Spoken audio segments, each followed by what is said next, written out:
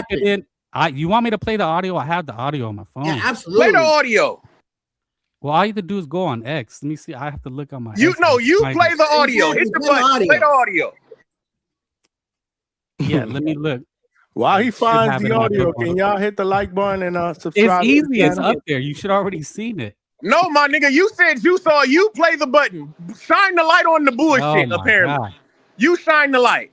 Because Well, all look, it's I'm hearing obvious for is shit, man. nonsense. You I wanted had to an shake it I up. had an opinion. You're getting emotional. I said Ennis will be the first to go. Ennis is gonna kick his ass. That's a And, good you opinion. know, You're right. Virgil Ennis is going to Ortiz- kick his ass. Ortiz You're is right. gonna That's what we kick- call him. 40 Ortiz is gonna You're right. kick Ennis's ass. That's And what you're you called emotional out on about it. it. Frank, but you Yeah. said you wanted to shake shit up, so they shook shit up. What the fuck? No, I know, but I'm just pointing out how emotional you can hear the duck talk. I don't give a fuck about being. You sound like the nigga. You act like I give a fuck about you calling me emotional, my nigga. I don't care, my nigga. You sound Why dumb. you breaking China That's silly with shit. your scary Virgil will voice? get beat the fuck up and punished scared. brutally, You're badly. shook. Destroyed, Bruh. dismantled, You're shook. disfigured, nigga, destroyed, nigga. All the D words, my guy. Virgil sound will scary get as fuck fucked up right now. badly.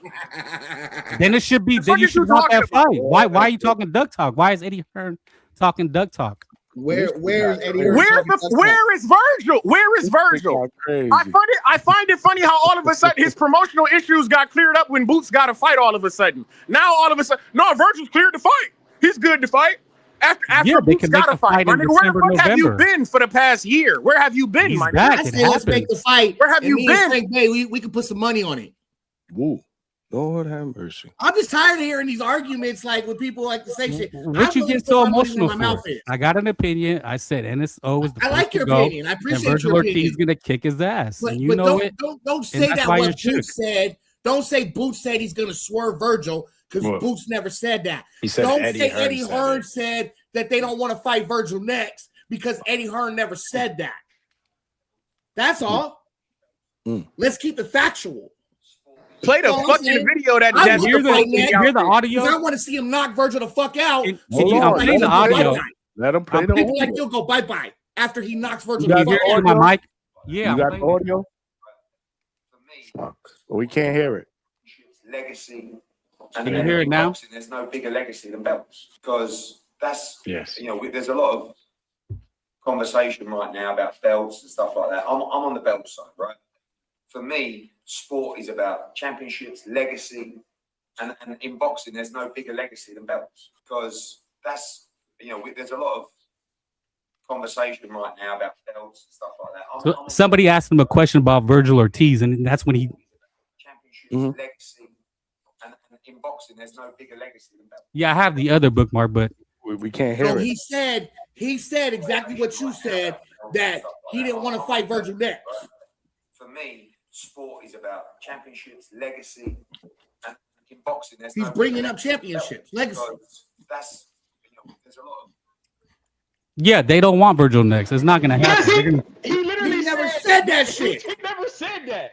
In sport, there's no bigger legacy than belts, my nigga, which Virgil doesn't have. Like I Exactly. So that's duck talk. You don't want the biggest fight. But he, excuse me. He also said for me. He didn't say for Boots, for us. He said for himself. So I don't think that's like a really strong support for what you're trying to say. That he said there's some that basically. Well, I have the better insinuating one. swerve. I'm looking for right now, but I played the first one that I seen. But look, Dad Kenobi, you listen to him, right? On everybody knows who he is, right? I know who he is, but no, I don't Okay. listen to him. Nah, I don't listen. But I mean, they're talking about that's the biggest fight. That's what people want to see. Yes. Virgil and Boots.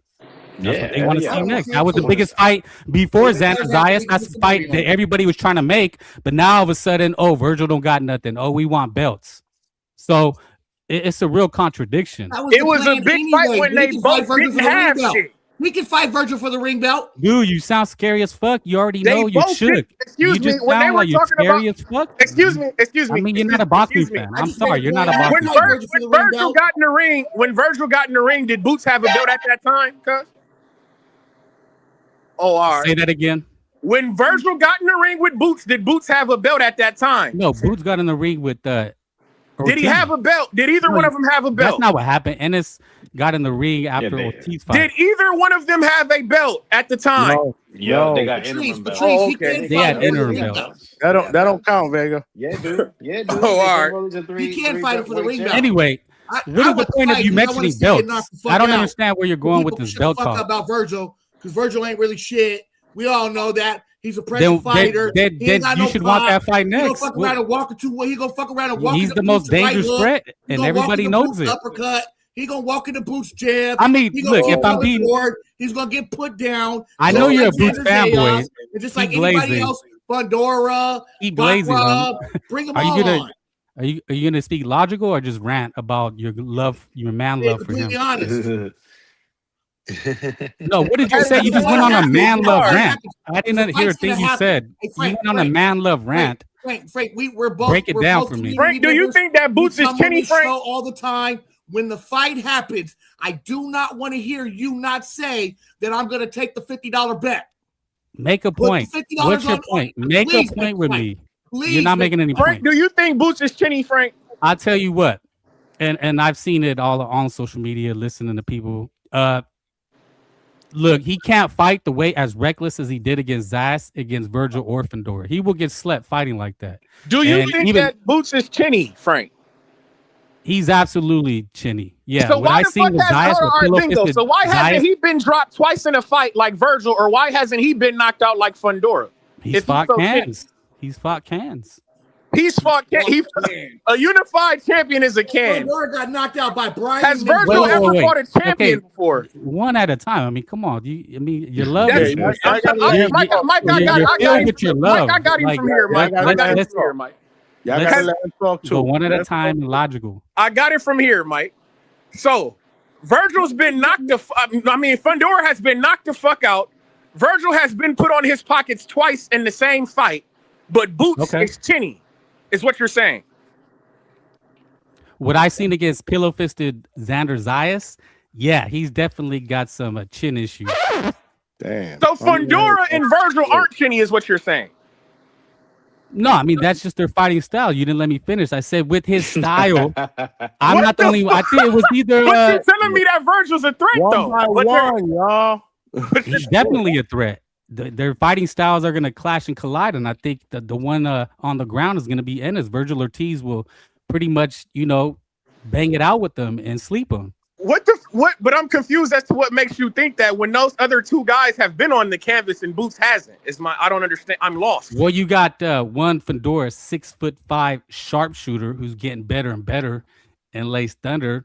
That's going to be it. And if I'm being completely honest, I think Fundora is probably the tougher task that Ennis would have to get through. But I would favor Virgil against Ennis, but Fundora's 50-50. But I think Fundora, with his size, skills, I think Virgil's reach. Frank's favorite fighter. No, I don't have a favorite fighter. Have I ever mentioned Virgil Ortiz on here before? Yeah, and that's my point. No one Do talks I get about on here him and unless rave we're about talking people? about You hear people rave about Haney, Shakur. Have I ever mentioned him before? Yeah, you just brought him up right now. Yeah, this one time. So how is he my favorite fighter? Usually people bring it up every time the opportunity they get. I think you're just emotional because you understand the truth of the matter. You understand the truth because if you really believe what you believe, you wouldn't get emotional about it. What's the truth? That Virgil Ortiz is going to sleep, and Fundora has a great chance. That's the truth. Yeah, that's the truth. They're the biggest threat. When the fight happens, we got to bet. But it's not going to happen because he don't want it. Hold on a second. When the fight happens, that's the funny thing. Because a person, but it's not because your boy knows a fact, right? A person who knows for a fact, they're willing to bet. I'm willing to bet that Boots knocks out Virgil because I believe that's a fact, right? So I'm willing to put my fucking money where my mouth is. Are you? Well, let's put the money. Let's put the bet that Ennis takes him on next. Okay, so once again, right? I'm not gonna bet on who Boots exactly because he's shook. But I said when the fight does, this guy, he's the best. He's Sugar Ray Leonard. Why he's you bet on the Ali fight, all wrapped in one. He's an all-time great. great. You bet on the fight though. Okay, but you just said that Fundora is a harder fight, but that's the fight that they really want. Say that again. You just said Fundora is a harder fight than Virgil, but that's the fight that Boots is asking for. What I ruled out Fedor. He's got a mandatory. I wasn't talking about him. I think Virgil Ortiz is the fight to make next. Robert Garcia's trainer said they want that fight next, but Eddie Hearn is talking about belts, so that they're not going to take on Ortiz next. Look, I'm telling you the facts. The facts is Ron Ennis, he's going to milk this Zayas win as much as he can. He'll get a one-fight fight. No, how? I said Ortiz is going to sleep your boy. No, you and they know that, and they don't want that fight next. He already turned it down 2 times. For the Fundora fight, but then again, you're backpedaling for Fundora. What? I never even mentioned Fedor. I said, if I'm being honest, Fedor is probably the tougher test than Virgil Ortiz. I mean, either one beats him. But the fight that people want to see, and I think that had the one that can actually do it is Virgil Ortiz because he has more skill. Johnny put out a poll that had over 100 votes. Yelling though, and everybody. Johnny, I'm not yelling. I'm not. Frank, I know you're not. Frank is handling conversation pretty well, man. Hey, y'all. Go. Can I say something? Gotta go back and forth, man. I know he ain't. So Frank, can I jump in, Frank? Yeah, man. It's your show now. Okay. Oh, my bad, Johnny. My bad. So I 1000% agree with Frank. Number one, we're not gonna hide behind, he has no belt. Okay, Xander Zayas gave Boots Ennis an opportunity to get 2 belts. Boots can also extend the same thing. Okay, that's number one. Number two, this fight has been has been attempted to be made many times. Turkey Alex Sheik tried to make the fight at 147. Boots declined. Turkey Alex Sheik tried to make the fight again at 154. Boots declined. This was a fact. That's the boxing gods. So the reality is this. It's the boxing gods. Here is the reality. The Virgil Ortiz fight is the fight to make. Go. Hey, 4 for 4. Let me ask you a question. No, let him go. Let him go. You gotta let him. Y'all gotta let him. The Virgil Ortiz fight is the fight to make, and I'm gonna tell you the reason why. I don't care about Boots mentioning Fundora. We all know that the Fundora fight was not even a guarantee. You know why? We know who manages Fundora. Fundora's with the PBC. Anyone think that Fundora was gonna fight Boots next was crazy. PBC don't really play ball like that. So the Virgil Ortiz fight is the best fight for Boots to make. It's the most competitive fight. Boots don't want that smoke. Eddie Hearn is going to milk this win, and that is the harsh reality. Ain't no one else left for Boots to really fight that's going to challenge him. He said Boots don't want that smoke, but he got in the ring, and Virgil fucked it all up by trying to undercut his promoter, right? But Boots don't want that smoke. All right, listen, we gotta let that go. Okay, we gotta let that go. Yeah. Damn. I mean, we gotta let it go in the sense of this. I'm not confusing the managers, the promoters. I'm saying this: Virgil Ortiz wanted that fight multiple times, and that's the reality. What's wrong with telling the truth? Boots also said on the ring that I paid for my plane ticket. I paid for my room and board to go to his fight, to get in the ring, to say, hey, let's fight. And Virgil fucked it up by trying to undercut his promoter. But Boots don't want the fight. Well, that's the past, man. Come on. You don't want the fight now. It don't make no sense. Let me address something with 4 for 4 real quick, Mike. Go ahead. Address me. Let me ask 4 for 4. Hey, triple four. Yes. Was Boots the WBA interim champion when he fought Zayas? I don't care about interims. No, it's a yes or no question. Okay, yes. Okay, so no, he wasn't.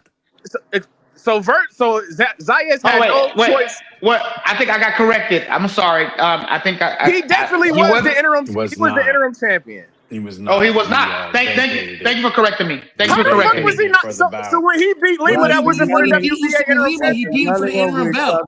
One by one, please. Yeah, oh my God! Can I answer the fucking question? Just keep no, because you're lying. No, go ahead, man. I'm not. Let Vega answer. Go ahead.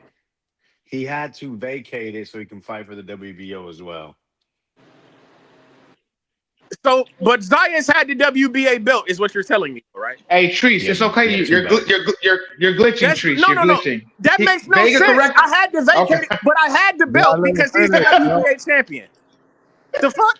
So Boots was entitled to the fight, is what you're saying. Yeah, he could have positioned. Absolutely, he could have forced it, and he could have forced it for the WBA. And that's all. And that's all I'm saying. And thank you. That's all I'm trying to get at. So just like Virgil is the WBC interim champion, he can force the fight for the actual belt. Can he not? He should be able to. Yes. Oh, okay. And if Boots is telling me that, I'm here for belts, why isn't Virgil trying? If he wants that fight, why isn't he that's duck talk. in position to get the fight? They don't want it. Johnny, can I play? Johnny, Johnny. When the motherfucker gets to talking logic, I got off the emotional shit and got logical with a motherfucker, but I'm not making sense. I have Exhibit A. I have the actual duck talk. If you want to hear it, if you guys can hopefully hear it, can you hear it? Exhibit A. Put it on, baby. So I've seen a lot of options. I mean, is there any update on Virgil Ortiz and Golden Boy, or what sort of route is perfect? I love the Virgil Ortiz fight. I've seen people saying, I was surprised that, we're not going to fight again until November, December, right? So I was surprised that Virgil will go straight into that. I'm glad he will, by the way. Also, things have changed slightly in the respect of we are now the champion. I'm not trying to be difficult, but it's not even about our percentage of what we should be getting in that fight. It's more about the other belts. So Boots now has a plan to become undisputed in the division. You've got Josh Kelly fights July 25th, but you've also got Sebastian Fundora, which is a massive fight. So, we're going to sit down with Boots. He's going to call the shots. He wants to fight Virgil Ortiz. I want to make that fight because I want to make that fight. So everyone's like, it's just on me to make the offer. It's like, why aren't you fight? Well, you can make an offer if you want. You've got this. So yeah, man, they don't want it. He just said he loves the fight. I'm confused. Nah, he said he's the champion now. So Trees, Johnny, if you could pull it up, I mean, it'd be a lot easier. Why not go get a championship? Why not? I agree with Trees 100%.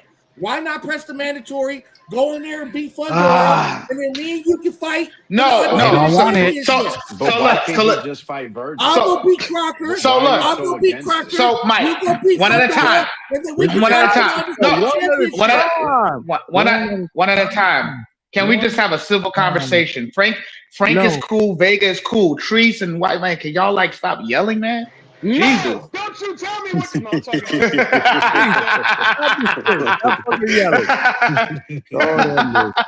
Trees is out of control, and Trees is on another level because Alberto Campana. Yo, stop disrespecting that guy. That guy has a fucking. I knew Vega was going to say that. I knew Vega was going to say that. I knew Vega. So he's a hating ass nigga, and listen. Mason. I agree with what Frank has been saying. The least putting on him. But go ahead. I agree with what Frank. I agree with what Frank is saying. I agree with what Frank is saying, and I get what Eddie Hearn is saying. But if we're gonna sit here and act like promoters don't play these games and say things that they find really creative ways to kind of avoid and delay things, the reality is this: all of a sudden the belts are important. If he's gonna fight, Crocker or Josh Kelly, I don't know. The bottom line is that we all know the Virgil Ortiz is the fight to make. Virgil Ortiz and his promoter have made amends, apparently. They are ready to make the fight. And I'm going to be honest. I think after seeing that Boots and Xander fight, they're even more eager to make the fight. And that's just what I really think. And I think that using Fundora as a smokescreen is nasty work because I truly believe Fundora will be the most difficult fight for both Boots and Virgil. So for me, I don't want Virgil to fight Fundora next. I want Boots to fight Virgil next. And then we get to see who's the best out of there. And then whoever wins that fight Fundora. That's what I would like because Fundora is just a freak of nature. But yeah, that sounds like duck talk. It sounds like you're ducking Fundora. Sounds like you don't want. I'll tell you. That's what it sounds like. I'll tell you exactly what I'm doing. I don't want Boots to get away. See, I don't want Boots to use Virgil to go fight his battle. I want Virgil and Boots to settle up. But because that's Virgil's battle, though. If he's the interim champion, is what I'm confused by. I get all the interim stuff. I get all the belt stuff, and I'm really coming from the standpoint of just the fighters fighting. I don't get caught up in belts and all because all that stuff is duck talk to me. Period. I just want to see Virgil and Boots fight because I feel that they're two badass fighters, and I feel that it's going to give Boots the most competitive fight, and I feel like it's going to give Virgil the most competitive fight. Yeah, I am 444. I agree with you 100%. I want to see the fight next. And like I said, I got $50 on Boots. Anybody? I got $50 on books. I'll bet you for sure. Wonderful. They make that fight. I'm betting you for sure. Go. This is gonna be. Oh, that's for lock sure. it in. Yeah, for sure. I'm betting you for sure. Hey, and let me be clear. It's not like I'm saying that Virgil might not get slept too. I think Ennis could sleep Virgil. I think he could sleep Fedora. I mean, it works both ways. But Frank, because go ahead. Virgil sleeps him. Fuck that shit. All right, yeah, man. I mean, that's what my pick is going to be Virgil, but I'm not acting like it's guaranteed. What? You tell him Virgil sleeps him. Yeah, that's my prediction. I think Virgil, he's the biggest threat. Look, it's clear cut and dry, and now is Eddie Hearn is talking that Doug talk, and I believe Ennis don't want it. I believe Team Ennis and Ennis know they don't want it, and you can already see it. You know what's so interesting, right? Because they had no problem mentioning Fundora, right? Immediately, we want Fundora. Why not mention Virgil? Why not mention Virgil? Now I'm gonna get emotional. They jumped in the motherfucking ring with Virgil. Now it's about, he don't have nothing, and you hear how his fans talk. His fans are taking on that same energy. Hold on, real quick though. But that wasn't really Boots saying that. That was his promoter saying that. He jumped in the ring. It's on him. I got a question for Treese. You know the fighters are gonna fight. The fighters want to fight. The fighters want to fight. That's the right. biggest and best fight, right? They want to make the money. Yeah. They want to fight the biggest and best, right? That was Eddie saying that. That wasn't Boots saying that. In all due fairness. Trust me when I tell you, I also want to see Boots and Virgil. That's just me. But I mean, again, the promoters are gonna speak, man. But they can definitely fight for a belt. Like even without Virgil going to get the WBC, they could fight for the ring belt. Treese, talk to me, 444. Real quick, who had the most? Who's fought the tougher competition so far? Who has resume wise? Who has been in the most competitive fight, Virgil or Boots? Albert Bell. No, I don't. In all sincerity, I might have to say Boots because you out your mind. Okay, hear me out. Okay. Go ahead, man. Go ahead. No, hear me out. The man, I watched Virgil get dropped twice by Boachuk, and then Boachuk proceeded to lose 2 fights after that. I watched Virgil beat Madrimov. Madrimov has not been in the ring since, has he? That's all I'm saying. I mean, the guys that Virgil been going like he didn't look very good. Say that again. He had an 8-rounder, I believe. It was 8 or 10 rounds. He didn't look very good. That's all I'm saying. The guys that Virgil been going quote unquote life and death with, they're not looking good afterwards. You feel me? And I still think that Boachuk, and I can't give Virgil credit for the Boachuk win because I thought Boachuk won that fight. I thought he beat Virgil. So Kavalauskas, you thought Kavalauskas was weak competition? Sure. He said sure. Sure. He said sure. Like what the fuck? He said sure. Kavalauskas is Avanesian to me. That's the same. They on the same playing field to me. Like that's all. Like it's sure. If he's good count, then Avanesian is good count. That's all I'm saying. But even though Avanesian was a late replacement, I hear you, but cool. I got you. I'm just saying, man. You asked me. You asked me a question and I gave you the answer, man. That's all I'm saying. And real quick for my guy Frank Bay, when he telling me that Boots jumped in the ring have we seen Virgil since that fight? He's had issues. What's the point? Oh, that's my point. Boots has fought twice since the last time we've seen Virgil. You're missing the point because Ennis was anxious for that fight. He jumps in the ring, challenges him, but now they're talking about he wants belts instead of Virgil. So what I'm asking you, what happened to Virgil?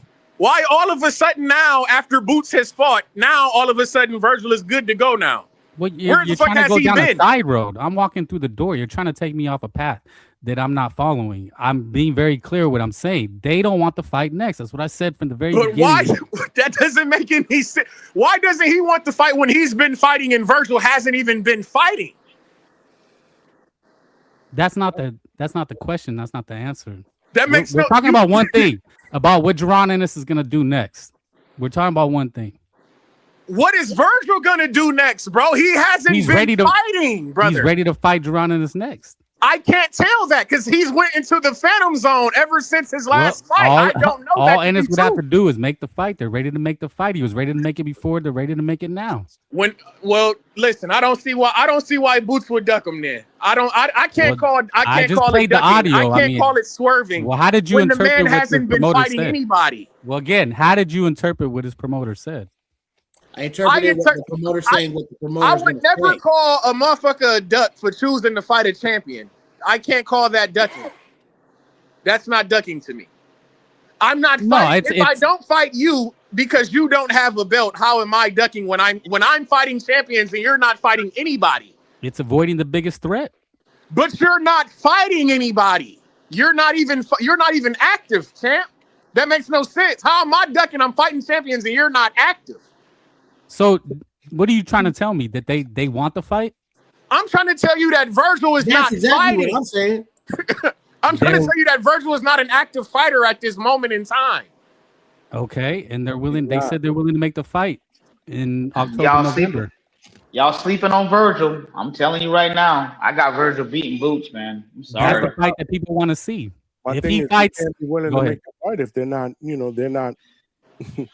Like he said, like what's going on with that whole contract with Oscar and all that stuff.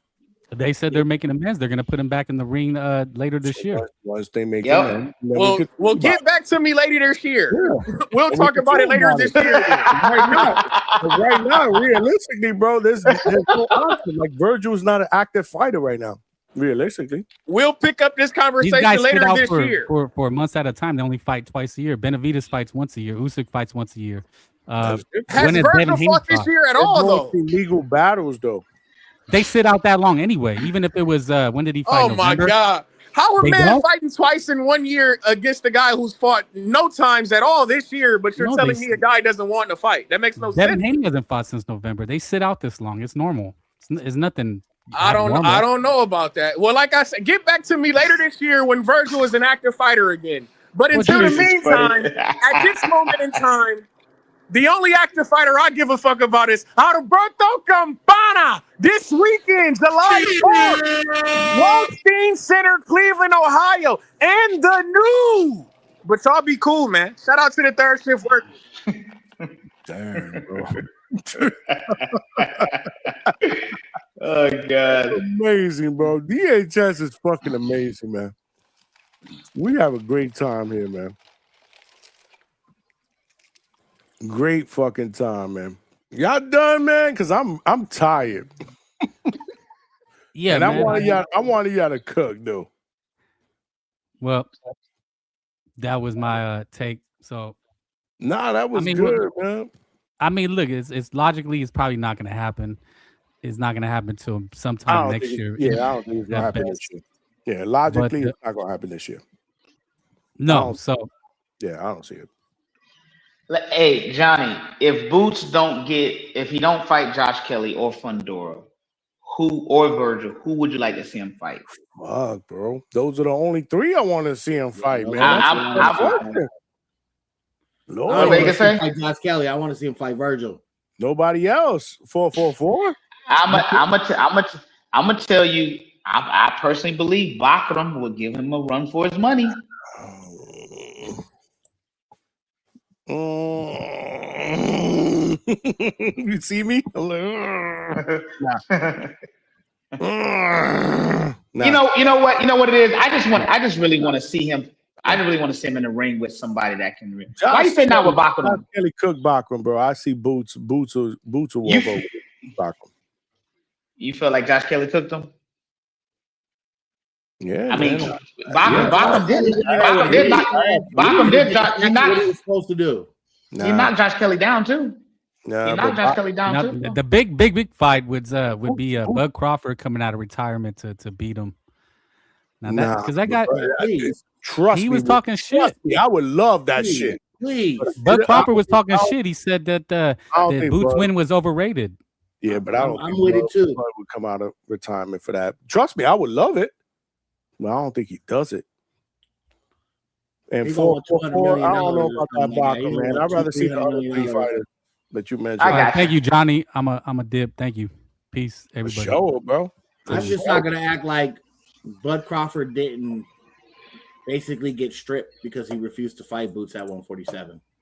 Oh Lord! Just not gonna act like that. that. Here we go. Uh-oh. No. And he went up to 154 to fight a Madrimo. The same Madrimo that we're over here slandering. Mike, let's be real. I know you're a Boots fan, but come on, man. You would pick Boots over. But that didn't Bud? happen, Johnny? I'm asking. No, I'm not even gonna answer your question until you answer mine. Okay. You wouldn't pick you pick Boots over Bud right now if they fought? I do. Now are you gonna answer my question? Did that happen? What? Did Bud Crawford get stripped of his 147 belt because he refused to fight his mandatory? Who was his mandatory? Boots? Boots was his mandatory. You lucky he refused to fight that mandatory. You lucky as a Boots fan. You lucky he refused to fight that mandatory. He beat up a guy with a torn retina. Come on, man. Just getting out of a car crash. He had trouble with Madrimo. There's no way. There's no way. He got hurt by Gamboa. I'm gonna let you have that one, Johnny. There's no way when what you're talking at that time frame that I would have picked Boots to be Bud. No way. I'm sure you wouldn't have. Of course not. Most boxing fans it wasn't going to happen, and they would have been right. No, that don't mean that it wasn't going to happen. And that's not a diss to Boots. This is just Bud is great, man. Okay, so was great. He's retired now, so I guess we got to talk about him in the past tense. But you're talking about him a couple of years ago. Okay, when he was still fighting in his prime. And Boots was even better. Oh. I'm gonna let you have that one, Johnny. I'm gonna hop off. Yeah, well, we're not gonna have Good night, guys. Good night, guys. Did I say something wrong? I don't know what I said. I'm just saying, we ain't gonna act like that didn't happen. Like Boots is dope, but man, you're just a diehard Boots fan. No, I just believe in what I see today, but you're also talking about shit like a couple of years ago when Bud was in his prime, bro. Come on, man. Okay. Bud was in his prime. His prime. Bud was, what, 29, 30 years old at that time? In his prime. When he fought Madrimo, did he fight Canelo next? Styles big fights is different. Oh, so he had to be like 36. I don't know if he was in his prime. That Madrimon shit don't even count anymore compared to. Did he not get hurt by Gamboa? That Madrimon, bro, that was years and years ago. That don't mean anything. That Madrimon shit don't even count compared to him moving up 2 weight classes to do what he did to Canelo. Like that shit is drained. Like you can't even use that anymore. And who was sparring Canelo? What you mean? Who was sparring Canelo? During that fight, who was sparring Canelo? If you look at the Canelo picture with Jerron Boots in it, did Canelo not have a shiner on his eye? It looked like he got fucked up, right? Vegas, save us here. Man. Fandom, I always, my opinion on fandom, man. It just leads to lies. It's ridiculous. No, everybody on the panel today, man. Fucking Boots, bro. You know that. I ain't lied not once. One was stripped from the belts. He absolutely could. His mandatory. Whenever Boots in his sparred Canelo. Right? We saw the picture after they sparred. We saw the shiner on Canelo's eye. I don't understand where's the lie.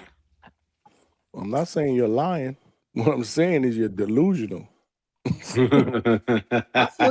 Difference. There's a difference. Hey, look, Johnny, look. Bud absolutely cooks fucking Boots. Oh my god. That version of Bud, come on, man. Sorry. Stop. I'm so sorry. That guy's special, man. Come on, stop. That's why I want to see these fights, right? Like I want to see the Virgil fight. I want to see the Fundora fight. So when he beats all these guys, I can come on this panel and I can really, really act a motherfucking fool. Because it's just crazy how they sleep on this man after they just watch what he's capable of doing. A power puncher who is also a boxer. You don't see that nowadays. I mean, a clean, like one of the best boxers in the world. Today, like you see that nowadays. You're talking about when Bud was in his prime. Bro, I don't care about Bud being in his prime, bro. That was totally nowhere near the boots that was today that you saw on Saturday. Come on, man. Stop, Mike. Bud's never defeated his undisputed belt. Man, you just Bud moved up to fight a Madri Move, the same Madri Move that gets slandered, and he had a hard time with Madri. I gotta be honest with you. Even if Boots comes out of, even if Bud comes out of retirement tomorrow, I still pick him against Boots. I'm sure you would. There'll be a lot of people that would. That's cool. And a lot of people will lose their money too. I give him his props. I've been giving him his props since he fucking beat Sanders' ass. A lot of people will lose their money too, Johnny. I don't even bet, and I'd put $50 on that. Can't wait for that one. I get to take your money. It won't happen. It won't happen because they won't fight. It won't happen. So I don't even know why. You know they won't fight because Bud decided to vacate. Not just that, but Bud was on that interview.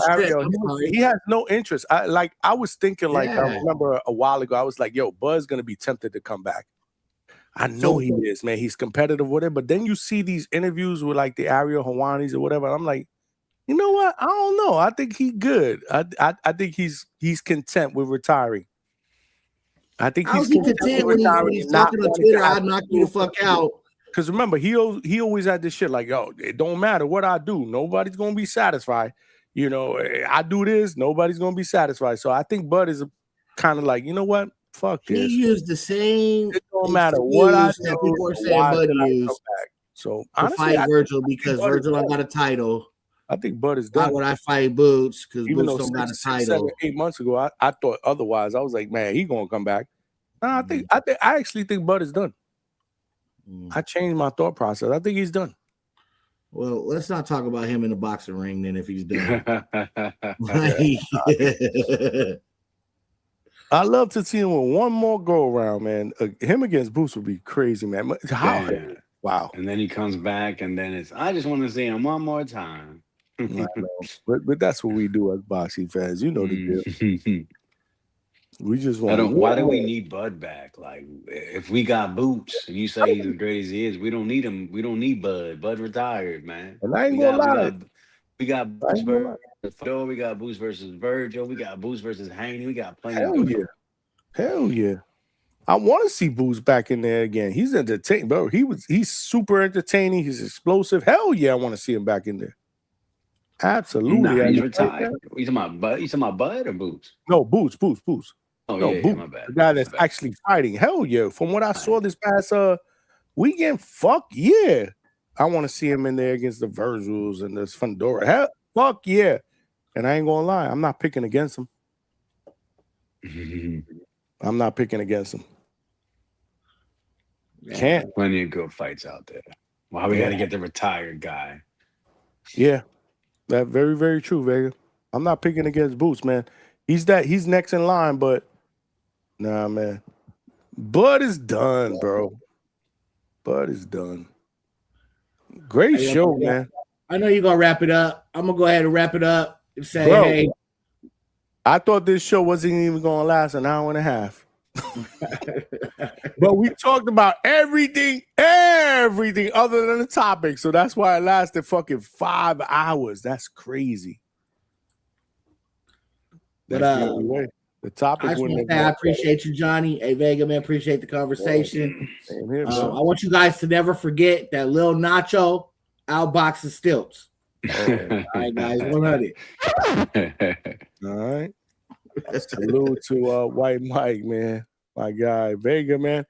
Wow. Like I said, I didn't think this show would last an hour and a half. I told my wife, I said, I'm going to do a show, but it's going to be done early because I'm reaching on the topic. I'm trying to find something to see if we can maybe get some dialogue.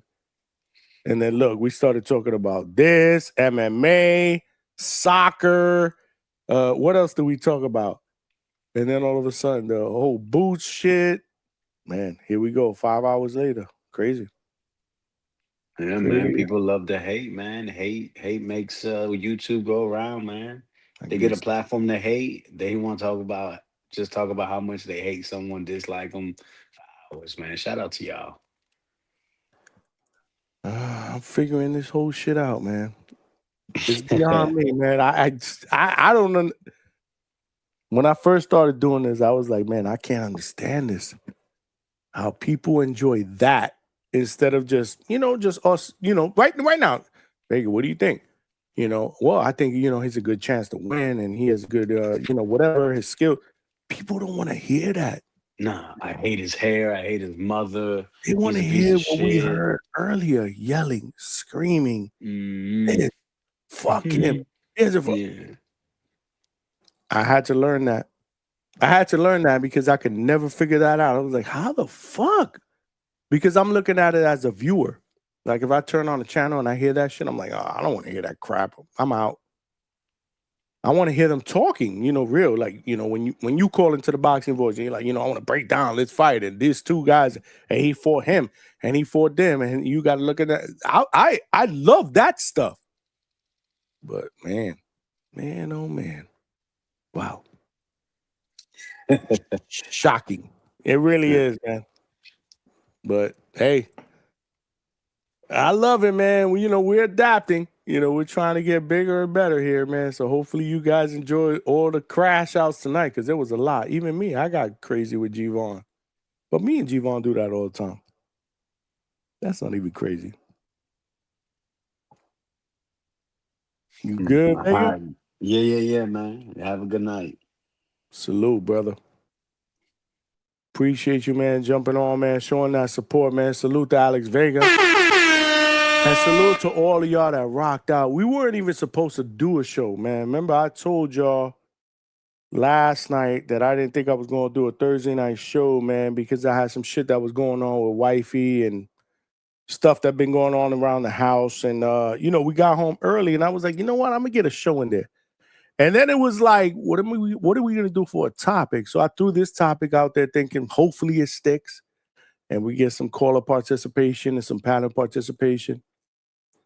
And in the beginning, it was okay. And then obviously it got kind of dead and we swayed away from that. Salute to my White Mike, man. He was up here pretty much for the whole fucking show, man. We did over 5 hours, y'all. He was probably up here for over 4 hours, and then Vega jumped on, and then everybody else jumped on, and then we kind of switched gears. We started talking about MMA. Salute the Hitman. He jumped on, and then we got what we got in the last hour. Me and G-Von did our old crash out, and Frank Bay, Toledo Trees, 444. This has been an amazing show, man. Salute to all of them that jumped on the panel, man, to show love, man. And salute to all of y'all in the chat that been showing love. And salute to everybody that sent super chats as well. Like I said, man, we putting in that work.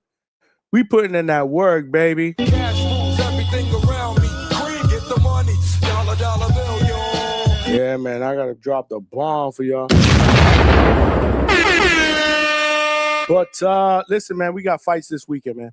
We got Albert Bell against Abdullah Mason for the WBO Lightweight Championship. Great card. Great undercard. Shoo, Tiger Johnson, Scooter Davis. We got Border Wars on Saturday during the day. Make sure you guys check out Border Wars on the Boxing Voice link on YouTube. I actually put the link on my page as well on a post on the DHS post as well. Make sure you check it out. Yours truly will be there all day doing live commentary on all the amateur and community fights. It's going to be a great time. And then we're going to do, obviously, a fight party in the evening at the Stadium Club for the Abdullah Mason against Albert Bell, the Zone/TNT fight card, man. So salute to all of y'all, man. Subscribe to the channel, man.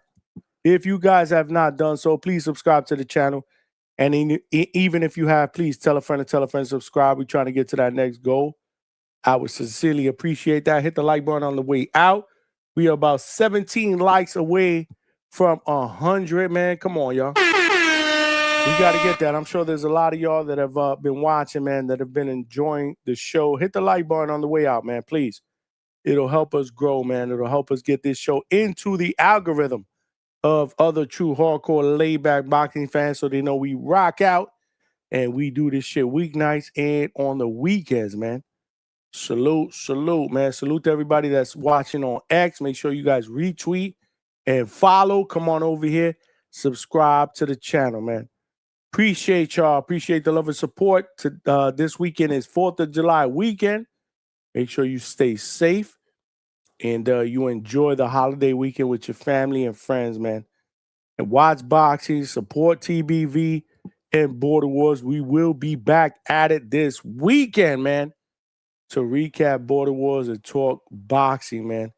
So as always, man, this is your boy Johnny signing out from the Hangout Spot Live. I love y'all, man.